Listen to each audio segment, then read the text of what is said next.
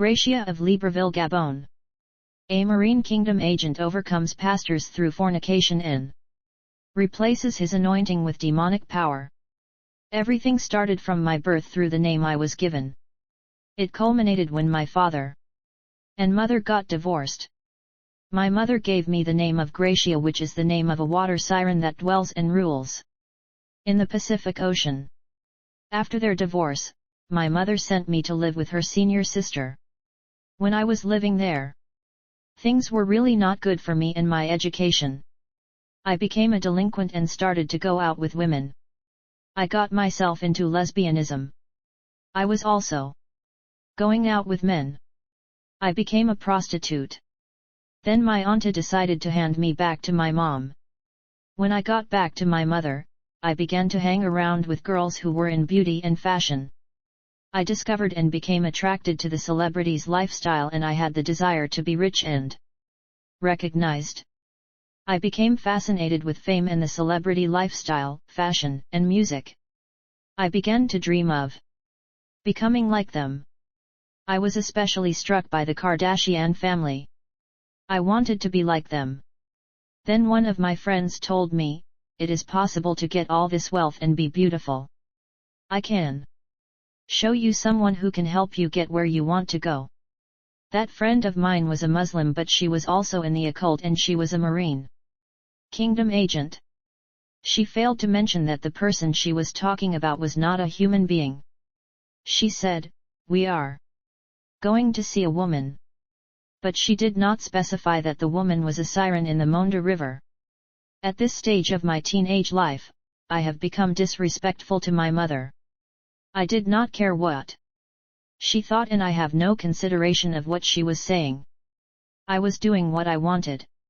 I became rebellious and delinquent. I was going out when I wanted and coming back when I wanted. I was leading a hedonistic, libertine lifestyle. Then I went out with my Muslim friend that night. We went to the river. It was past midnight. We reached the river bank. My friend started to do conjuring and mystic prayer on the river bank. Then a mermaid came out of the river. She had a fish tail. She did not have a shirt on her upper part. I got scared, but I held myself together. The siren asked us, "Why have we summoned her?" Then the girl started to explain to the siren what I wanted and my aspiration. Then the siren asked her, "Does she agree to the terms of the covenant?" She said yes, and the siren asked me, "Do you agree?" I said yes. Then the siren said, "Everything will be okay." Then she asked us to bring 2 white candles, 2 red candles. She also asked for menstrual blood and 3 eggs. My Muslim friend assured me that there is no problem. She will gather all the things requested by the siren. Later she gathered the eggs, the candles, and the menstrual blood. Then 2 days later, we went back to the river at midnight. My friend started to do conjuring and summoning again. Then the siren appeared again. She came with a parchment. The terms and conditions of the covenant were already written in that parchment. She asked me to sign in. I told her that I do not have a pen to sign in. She cut me around my hand to allow my blood to drop, and she caused me to sign the covenant with my blood on that parchment with her. I still have the scar on my hand that I can show people. I put my name and signature on that parchment. Then we threw everything in the water, the eggs, the candles, the blood. Then the siren said, "It's done. The covenant is sealed now. Everything you want, we will give them to you." 2 weeks after the sealing of the covenant, the siren began to come to visit me at home, and we were going out in the city together. She took the shape of an ordinary human being. She was just like an ordinary woman, but with a lot of hair. She was coming in the daylight like a normal human being, as she is able to take any human shape, and she was coming like an African woman with a lot of hair, and no one would ever suspect that she was a marine entity. My mother thought that she was just one of my many friends.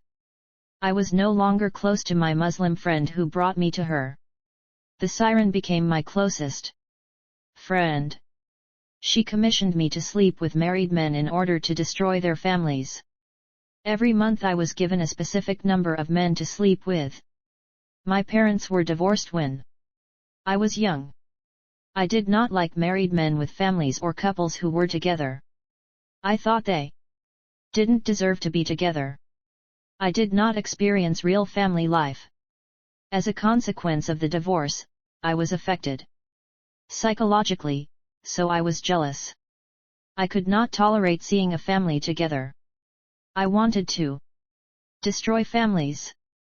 My assignment was to sleep with married men, and once the sexual contact happened, I would then control their hearts. I would turn their hearts against their wives. They will not tolerate their wives. They will perceive their wives to be old and ugly, and that will cause these men to divorce them. These men would be filled with feelings of rejection for their wives. I managed to break up 22 families as a result of my assignments. I could sleep with 15 different men per day. In the beginning, it was okay. Later I felt like I was a prostitute. During that period, my relation with my mother was non-existent because I felt rejected by her. I really hated her. As I was holding hatred and grudges against her, I stopped my studies. I was no longer living with her. One of the married men I was going out with was renting a room for me. And in that very room, I was bringing other married men. Even if one of them catches me in the act, I was capable of mastering their spirit and dominating them. In the meantime, my mother did not know where I was living. She could not find me. She started looking for me. She did a wanted poster. Later she managed to find me. Then we moved to another city. My auntie took me to this new city away from friends so that I can continue my studies, but my heart was somewhere else. In this new city, I began to hear stories about a powerful mermaid. I developed a diabolical curiosity. I wanted to know mysterious things. I decided in my heart that I must meet this mermaid. I went to the riverbank in the night. I did conjuring and summoning prayer. Then the siren appeared with her fish tail, but instead of fish scales, there were thorns all over her tail. She asked me, "What can I do for you and what do you want from me?" I replied, "I want to have a covenant with you." She asked me, "Are you sure?" I said, "Yes, I am." Then I signed a covenant with her. She gave me the power to cause deformation to fetus or babies in the womb just by a simple look. Later my relationship with my auntie deteriorated. It became confrontational. While living with her, my siren girlfriend was still coming to visit me. I did not mention my new covenant with the new mermaid. This new siren was feeding herself with the fetus flesh and blood. Eventually, I moved to Franceville, and over there, I established another covenant with another siren, but this one had shaved her hair and her scales were red and she wanted blood all the time. She was not easy. While working for this siren, I seduced 5 pastors. Pastors have different degrees of power or anointing. Sometimes I went to churches to check the pastor's levels. If a pastor is anointed, then I would have to leave my demons and siren at the door because of the anointing. I was always walking with 5 demons and my siren. They were invisible. When I come to church like that, I will ask for a consultation with the pastor. My demons would stay outside the church. While in consultation, I would just stare at the pastor in his eyes to seduce him.